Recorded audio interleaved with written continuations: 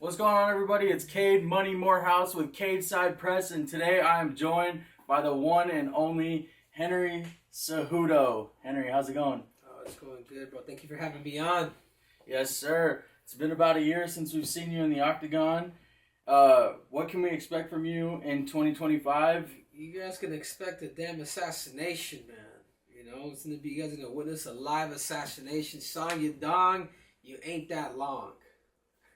How's your training been going here at Fight Ready, and how's your camp overall? It's been good, man. It's been good.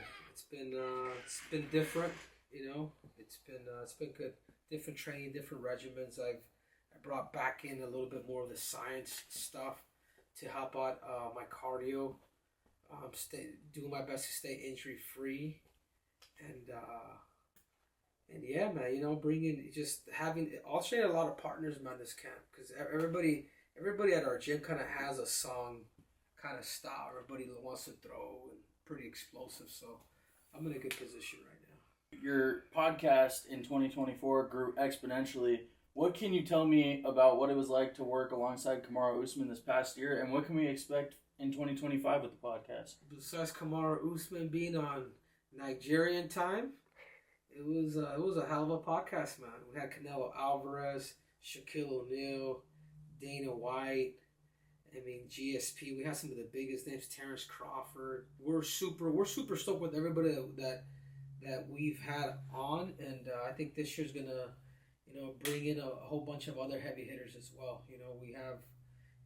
We're gonna get Tom Brady this quarter, on the pod and learn from him. We're just picking the mindsets of a lot of these combat goats who have done amazing things, and we're trying to make this as, we're trying to give as much as we can back to the fans, man. I think me and Kamaru, I think it's a perfect synergy. He has his viewpoints. He was pound for pound at one point, and obviously through my actions, I've done some amazing things. And I think it's just good when you have two minds that have done amazing things, but that also think a little bit different. Yeah, you guys definitely hit it off. And I'm very excited to see what you guys do. Do you watch it? Are you subscribed? Did you subscribe? I do watch it. I do. I wanted to ask you, I know you're a bantamweight, you have a fight coming up, it's kind of hard to think into the future, but there's a lot of talk about, after this fight, a potential fight at 125 with former student for the flyweight title, Alexander Pantoja. What do you think about that future fight? Bro, sometimes, you got to show the student what you taught them, It's a possibility, man. I think it's definitely a possibility, something that I've been thinking about for a while, especially, I'm going to be 38 in next month. So, if the time happens, it has to happen now. But I still feel good. I'm not those guys that have been hit on the head or have gone through too many wars. Yeah, I've been through wars or whatnot, but I've been pretty solid to not go through that. So, we'll see how this cut goes. I feel good about it. But 125 though, it's a bitch, man. It is a bitch to do that. So what I am gonna need on my side is gonna be a lot of time. So instead of my fight camps being a little shorter when it comes to 35, they have to be a little longer for 125 pounds for me to gradually really make it. So, and the thing is Pantoja's gonna want to. I love Pantoja, man. I don't think there's a better human on this planet Earth, dude. Like, I really admire the size of his heart. If Pantoja did not want to fight, he was like, I don't want to fight you, I probably wouldn't. Like, it's to that extent.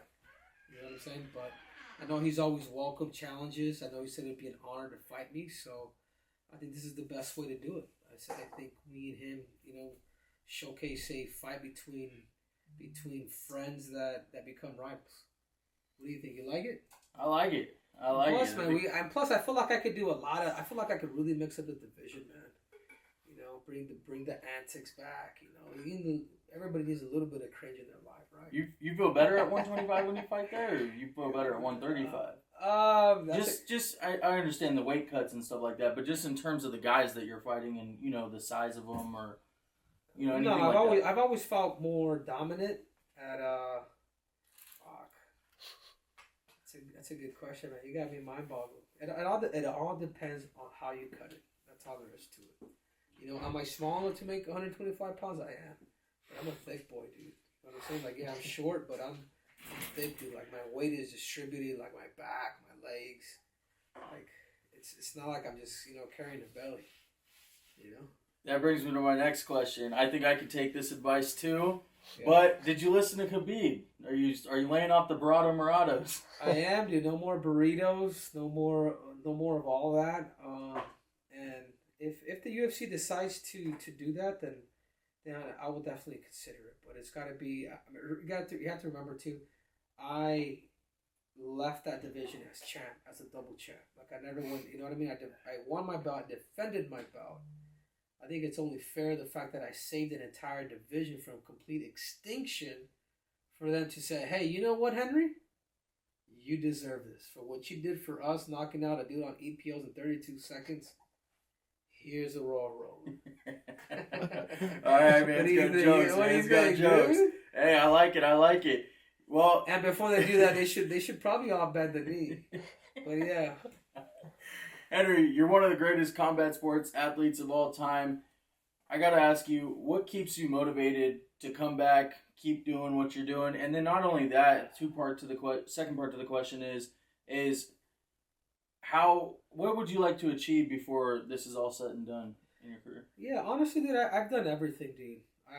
I've done everything I've ever wanted to. So you ask me what motivates me, honestly, it's my lifestyle, my family.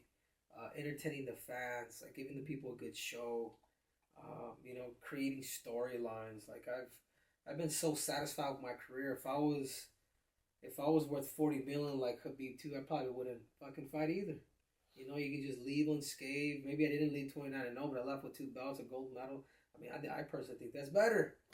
But when it comes to family and the lifestyle that you want to live, like this is the easiest way to do it. And yeah, man, so it's a mixture of a lot of things. Yeah, it's challenge, it's family, it's lifestyle, it's also desire, it's also a little chip on your shoulder that you want to be like, hey, you know what? I want to leave this shit on top once again. You know what I mean? So it's tad bits of everything. To where the first time that I did retire, I was just like, nah, I did everything. Like I'm leaving fucking holy. You know?